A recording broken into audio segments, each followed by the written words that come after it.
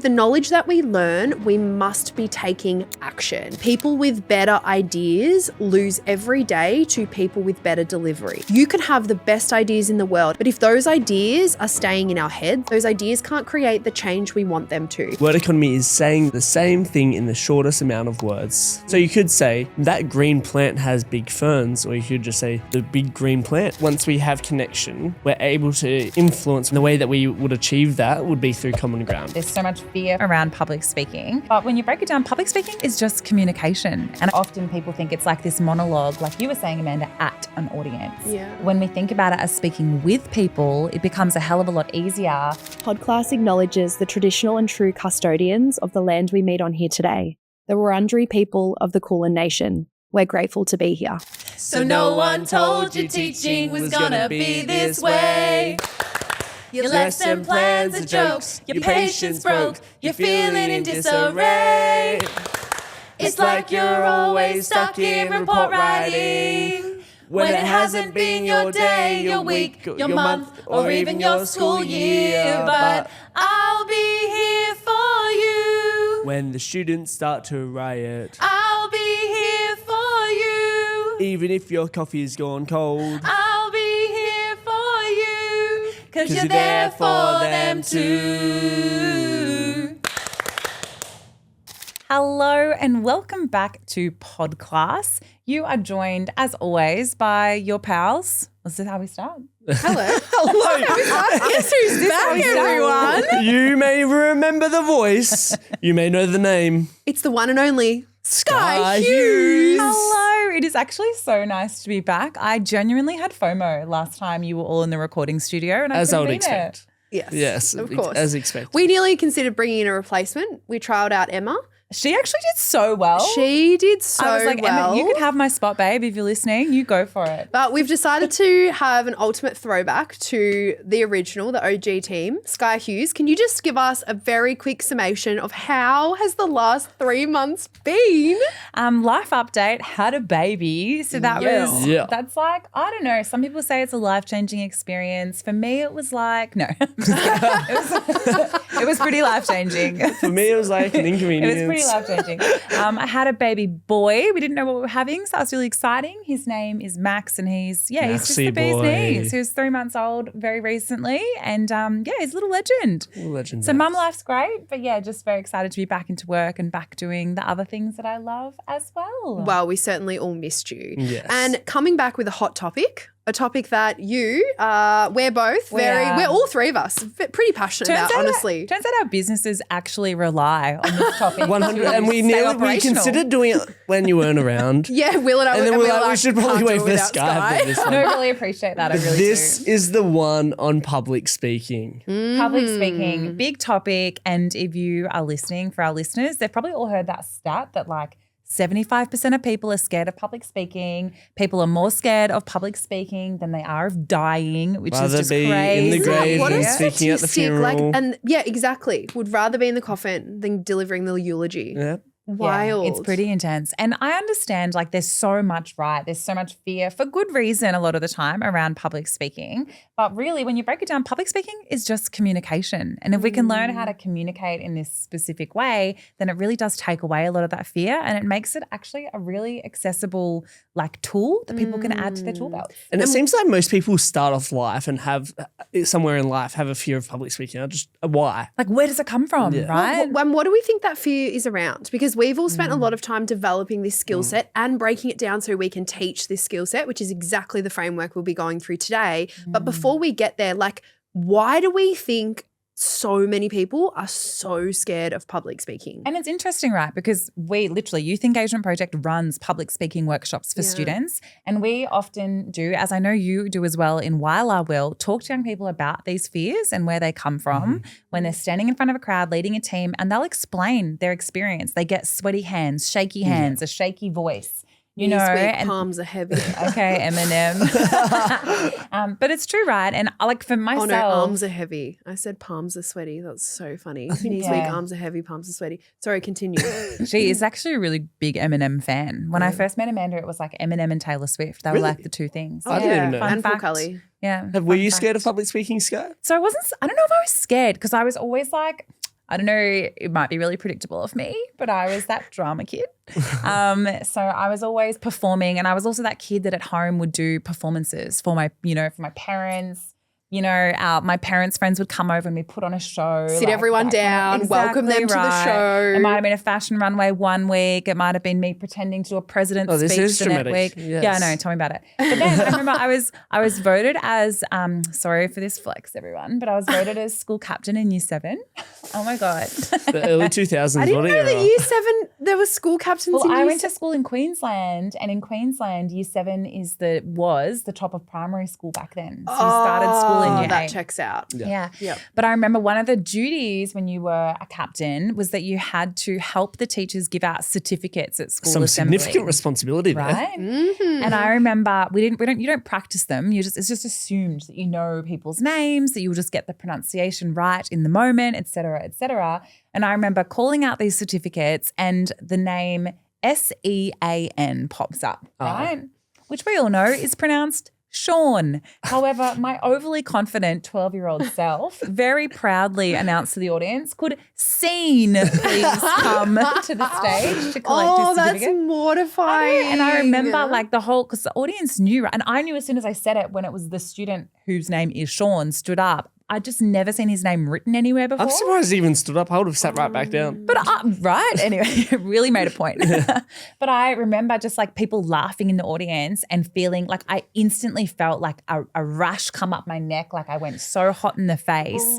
And from there, I think I was really scared to get back up and publicly speak for a while. And so maybe it is like there's an inciting incident that happens for a lot of people that they can't move past. I also think for some, and you're like all eyes on you, right? there's So a there's a lot of pressure. connotations with that. First of all, you're obviously not naked, but you're naked in a sense because everyone is looking at you, seeing There's you, not a making part of you that assumptions, isn't making being judgments. seen from Exactly. It's also like there's a center of attention piece to it. Some people really lean out of that, especially our natural introverts. There's also a thing that there's so much more pressure than a one-on-one conversation, even though it's very, very similar to a one-on-one conversation. And the best type of public speaking is speaking with an audience, not at an audience. Yeah. And yet it feels the pressure is so much more But amplified. that's also not how it's taught, right? Because when we think about how know. public speaking is taught in schools, because so often, particularly in English, you'll have to deliver a speech at some point, Of course. right? Persuasive one of the speech. things. An oral presentation. It's just like part and parcel with attending a school.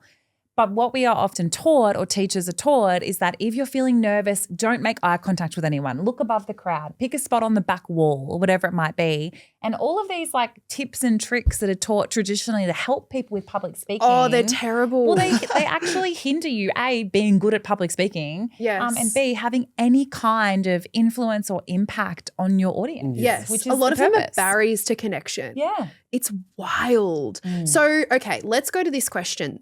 We've unpacked public speaking a little, and there's probably a lot of reasons. And, we do this a lot. We'll unpack public speaking fears with young people in our workshops.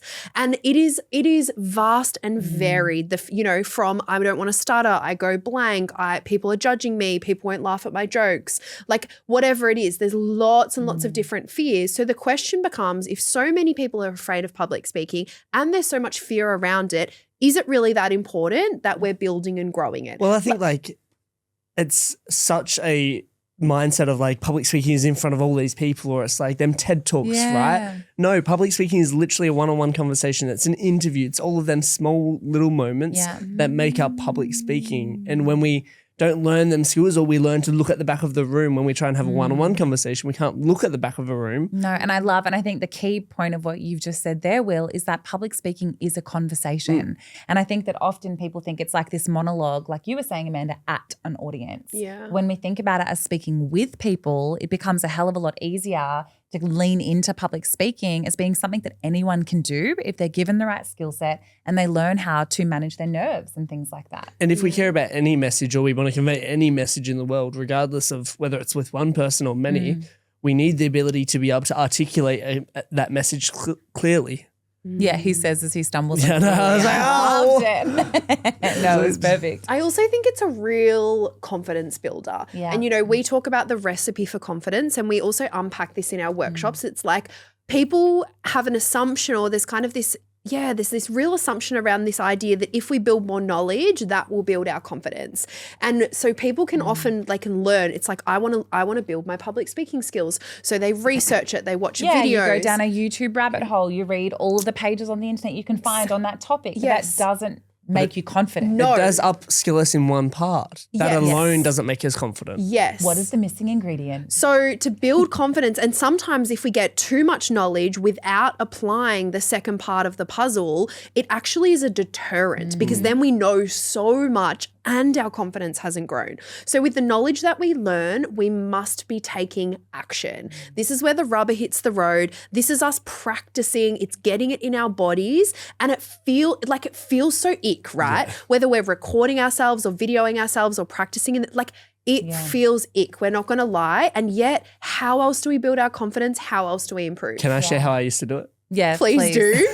It used to be a closed group with me and one of our friends. And I used to go live in that closed Facebook group to practice my keynote, and they would be responding live with feedback. I love that. That is so ballsy. It's so funny as well. I have long hair and I'm just screaming at the camera. But also, and you're not your average young person in terms of not at all. seeking to expose yourself in that way, because that's such a vulnerable thing to do. Oh, watching them back is vulnerable. Yeah, but amazing that growth that you would have had from it, I'm sure. So what's a framework? Well, I think it's important, before we even jump into the framework, Amanda, you asked the question, why is it actually important that we do it? Yeah. And it is a 21st century learning skill. And I think 21st century learning skill as a frame can become a buzzword if we don't actually know what it means. Yeah. When we think about a 21st century learning skill, we ask ourselves, well, what is it? And these are the skills that would be considered essential for success in a modern world. So in the world that we are currently living in the world and the future that is to come, communication has been identified as a key 21st century learning skill. It's also been identified that those human skills, those communication skills has been identified as a skill set that is reducing with our young cohort of people.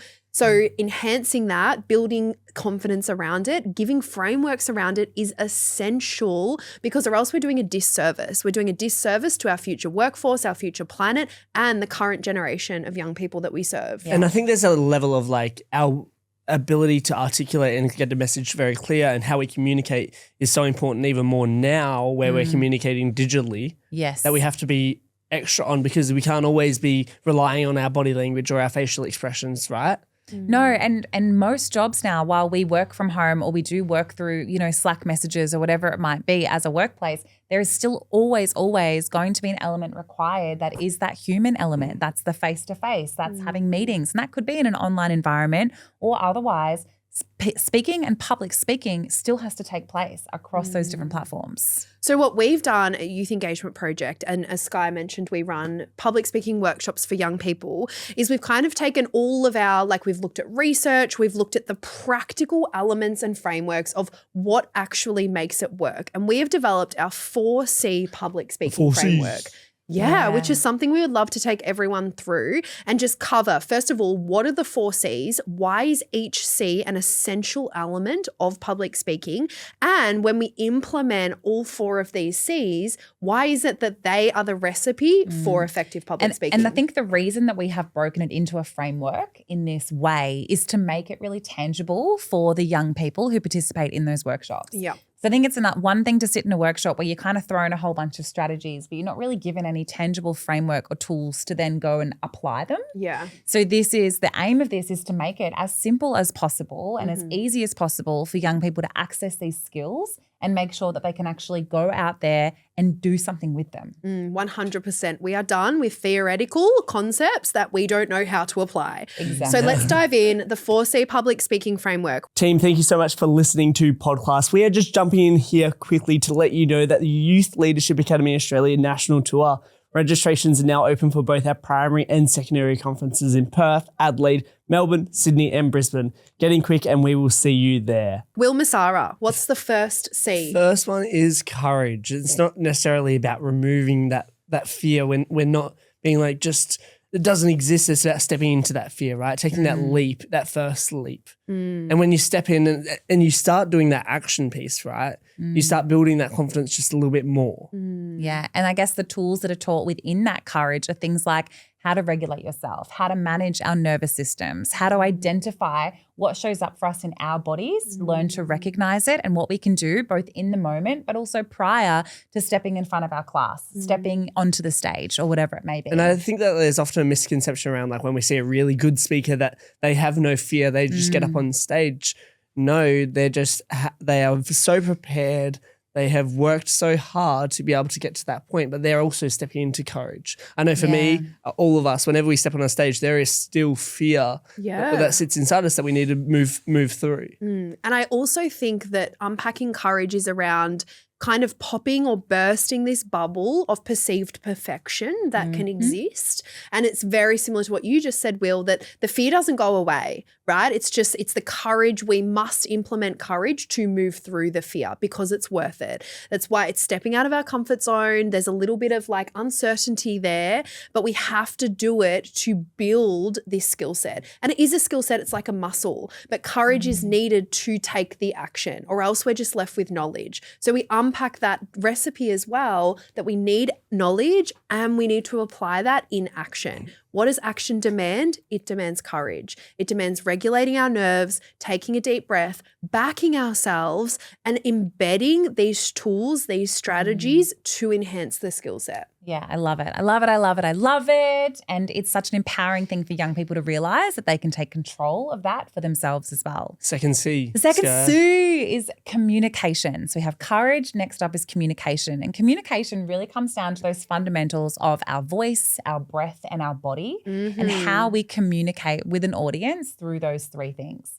So we really have to understand that our breath, you're a breath work practitioner, Amanda. Yeah. You know breath better than anyone. Yes. Yeah. Sorry. Continue. Don't you? We you will unpack always, this later. You always make fun of me for doing breath work every morning. Do I you didn't know know why? that makes you a practitioner. Well, no, I'm very But as Amanda huge says, advocate of breath work. It is the strongest, most powerful connection between our brain and our body. exactly what I was about to say. And as Amanda says, it's the most powerful connection between our brain and our body. Truth. And so we go through Mic that. drop. We go through that with our young people because it's important for them to understand that too. If they can control their breath, they can be connected to their body, they can be more present in the moment. And through that, they will be much more impactful in their delivery and in their communication. Yeah. So that's part of it. We also explore the actual elements of voice itself. So we look at things like tone and pacing and how we can vary those things to make sure that we are engaging for our audience too, because we all know what it's like to sit through presentations where the Still tone pretty doesn't interesting change. when you say it, Skye. It's actually so hard to dial back it's any kind really of anything from your challenging. voice when It's you speak so really naturally. We also look at the breakdown of communication, so acknowledging that words are just part of of our in-person communication. Words are just part of public speaking. Tonality is a huge part of public speaking, and so is body language, how we hold our body. And yet what's so interesting is I think especially young people or any person who is preparing a talk, preparing a speech, so much focus is placed on the words, on learning the script, on getting the slides right. But it's also, and it's not their fault that that's the way, right? Because in the school system, and I mean, I worked as an English teacher for over 10 years, that's also the thing they receive the most feedback on.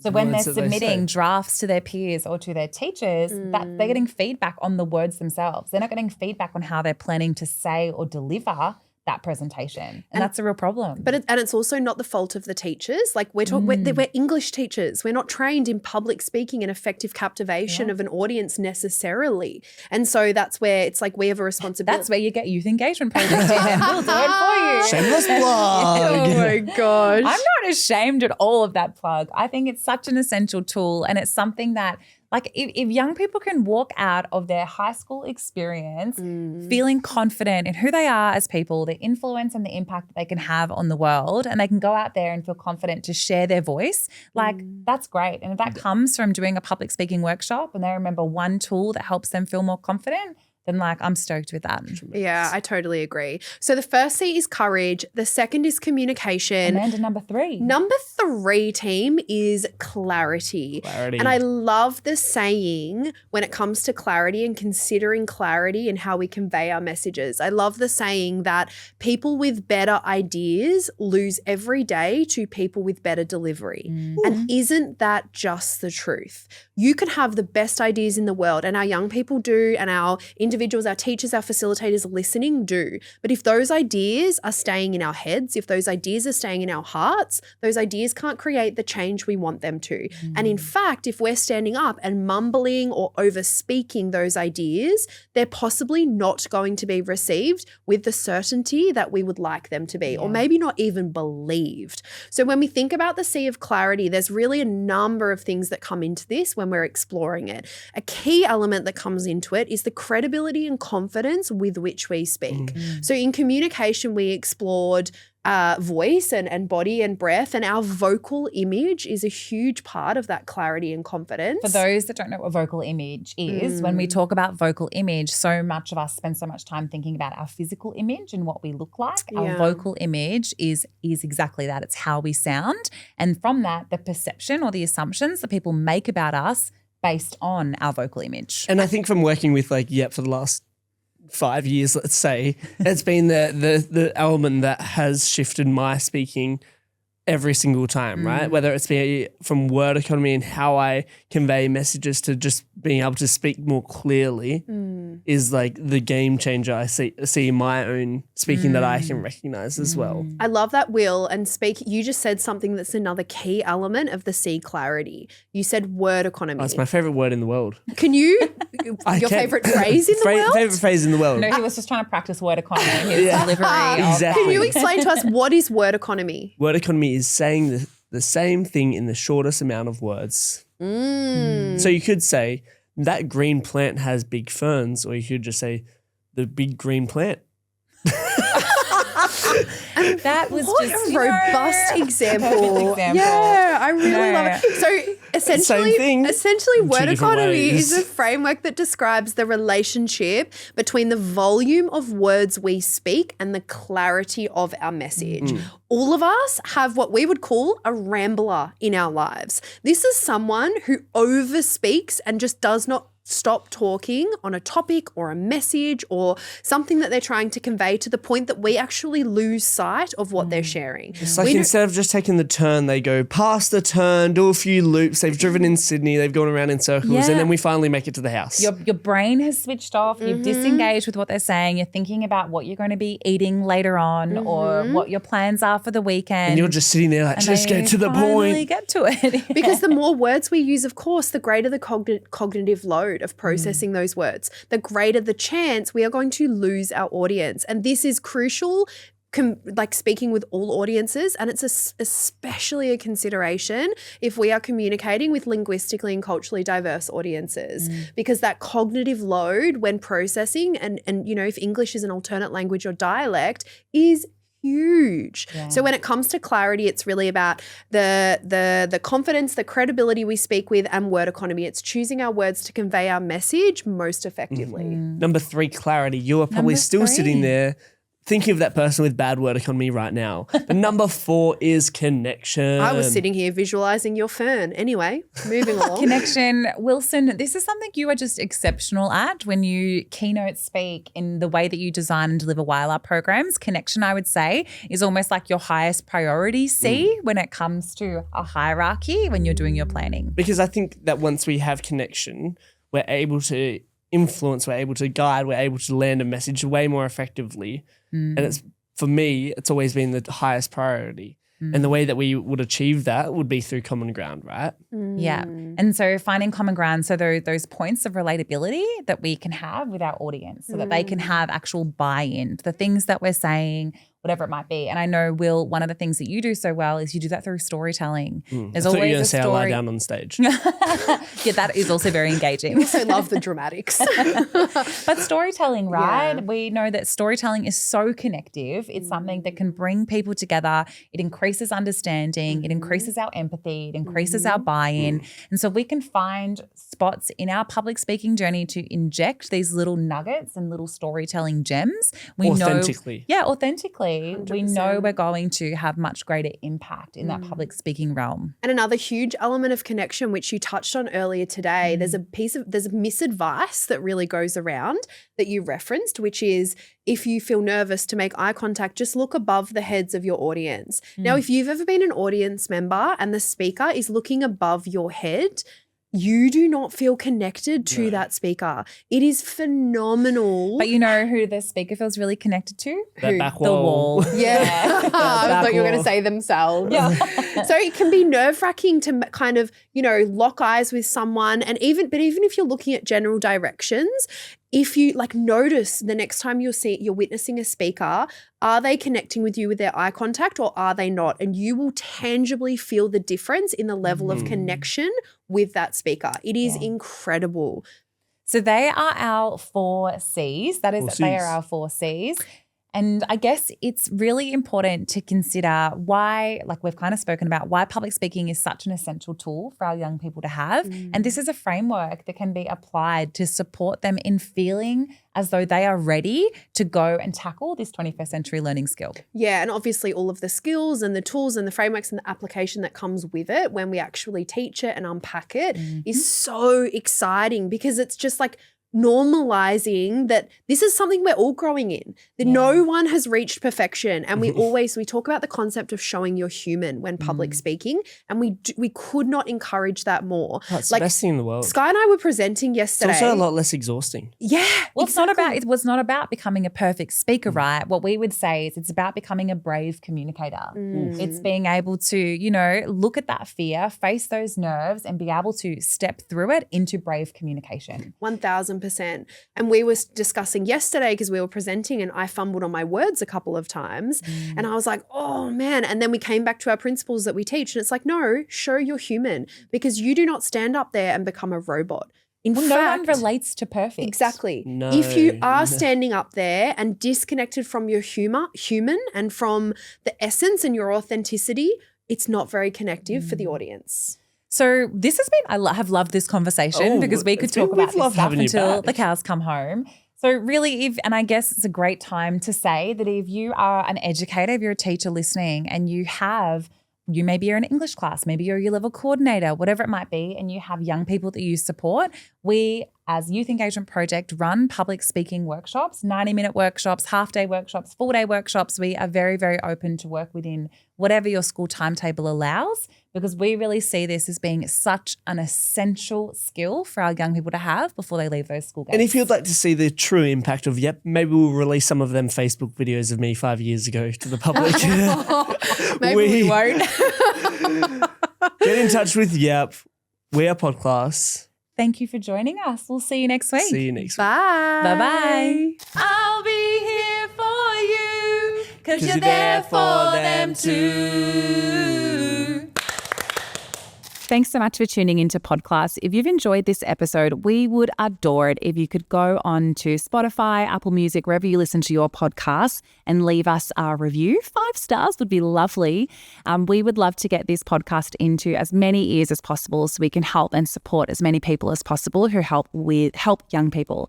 And if you're not already doing so, please go along to Instagram and follow us at podclass.aus.